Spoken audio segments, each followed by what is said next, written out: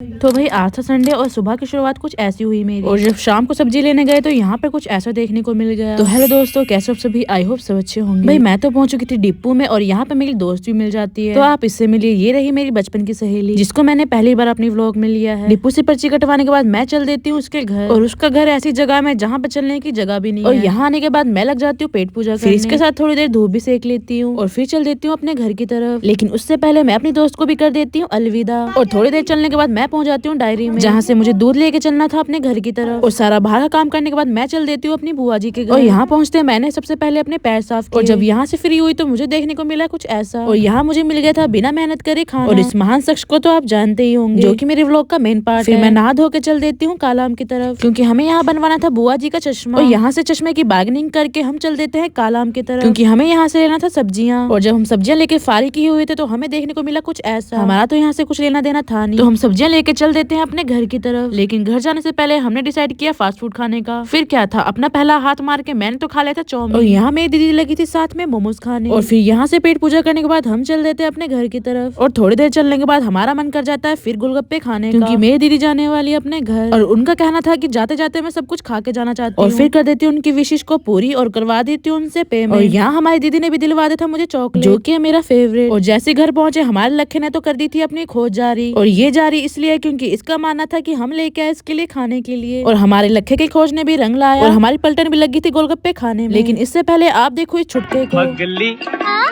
पगली कभी तूने सोचा रास्ते में गए मिल। तो आज के लिए इतना ही, तो यहीं पे करते हैं वीडियो समाप्त। तो मिलते हैं नेक्स्ट वीडियो पर, अभी के लिए बाय बाय।